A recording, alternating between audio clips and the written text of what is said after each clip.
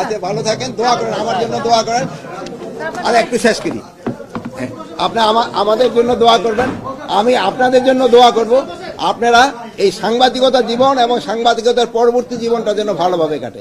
বাস্তব জীবনে সারাটা জীবন কিন্তু চ্যালেঞ্জ, অবশ্যই দেশে থাকবে। আমি বললাম আমার এক ছেলে, আপনাকে বলি আমার এক ছেলে এক মেয়ে, এক নাতি এক নাতি, ছেলের বউ আর মেয়ের জামাই। আমার ছেলে এবং মেয়ে দুইজনে দুইটা ইউনিভার্সিটিতে শিক্ষকতা করে। আমার মেয়ের জামাই গ্রামীণ ফোনে চাকরি করে, আর আমার ছেলের বউ হলো আর্কিটেক্ট, বাট ও একটা ইংলিশ মিডিয়াম স্কুলেই করে, বাট আর্কিটেক্টও করে, আবার ইংলিশ মিডিয়াম স্কুলে করে।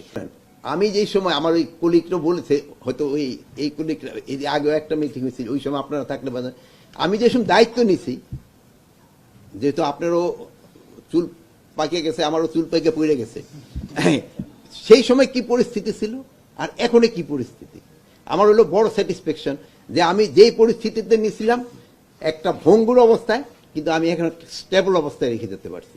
এটি আমার কাছে হলো সবচেয়ে ভালো লাগতেছে।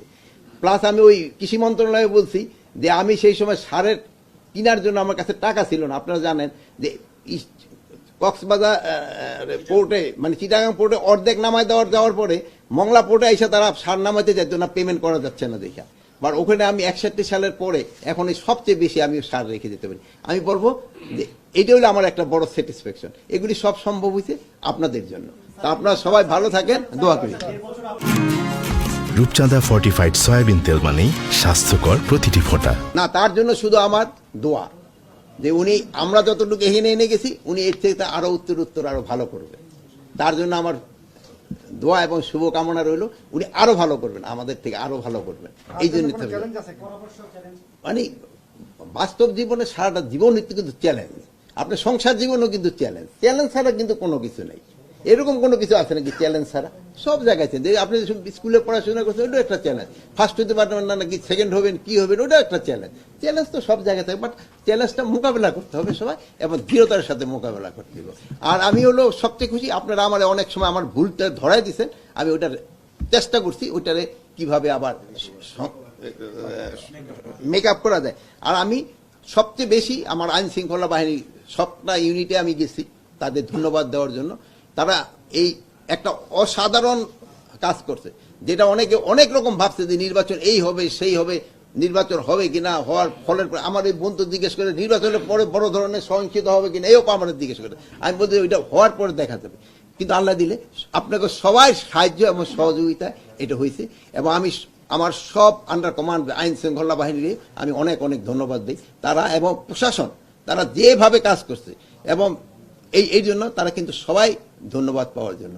আমার বিভিন্ন মন্ত্রণালয় এবং অধিদপ্তর এবং আমাদের সাথে যারা ইন এইড অফ সিভিল পাওয়ার আছে, আমি সবাই ধন্যবাদ দিই। ইভেন এই যে মাদক অধিদপ্তর ছিল, এরও কিন্তু ট্রিমেন্ডাস করছে। আপনি দেখেন মাদকের এইটাও কিন্তু আগের থেকে কমছে, বাট আমি একেবারে এলিমিনেট করছি, আমি এটা করতে পারবো না।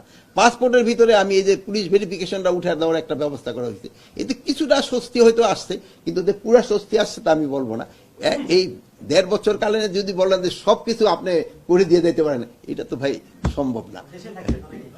অবশ্যই দেশে থাকবে। আমি বললাম আমার এক ছেলে, আপনাকে বলি আমার এক ছেলে এক মেয়ে, এক নাতি এক নাতি, ছেলের বউ আর মেয়ের জামাই। আমার ছেলে এবং মেয়ে দুইজনে দুইটা ইউনিভার্সিটিতে শিক্ষকতা করে।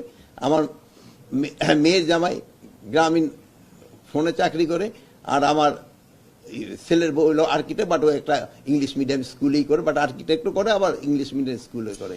ইভেন আমার মেয়ের জামাই হলো এরকম, আপনারা দেখবেন আমার আত্মীয় স্বজন মনে হয় না কোনো মন্ত্রণালয়ে বলতে পারবেন যে গিয়া কারোর জন্য কোনো রিকোয়েস্ট করছে। ইভেন একবার ওই গ্রামীণ ফোনের সিও আসতেছিল, উনি একবার না দুইবার, আমার জামাই বলতেছে ওই তো ইঞ্জিনিয়ার, বাবা আমার কথা এখানে উঠাইয়েন না, উঠাই বললে হয়তো সে যদি জানে, বা সেই সময় সে আবার কেউ একটা কি আত্মীয় থাকলে এটা যে একটা রিকোয়েস্ট দিলে মানে এরও কিন্তু মোটামুটি মানে এই অ্যাডমিনিস্ট্রেশনে এরাই আতর এরা আছে, এরও কোনো দিন বলতে পারবো না যে এই কোনো একটা কাজের জন্য তারা এখানে আসে। আচ্ছা ভালো থাকেন, দোয়া করেন, আমার জন্য দোয়া করেন। আর একটু শেষ করি, আপনি আমাদের জন্য দোয়া করবেন, আমি আপনাদের জন্য দোয়া করব। আপনারা এই সাংবাদিকতা জীবন এবং সাংবাদিকতার পরবর্তী জীবনটা যেন ভালোভাবে কাটে, আপনি পরিবার এবং পরিজন নিয়ে যেন সুখে শান্তিতে থাকেন। এই জন্য আমি আপনাদের সবার জন্য দোয়া করি।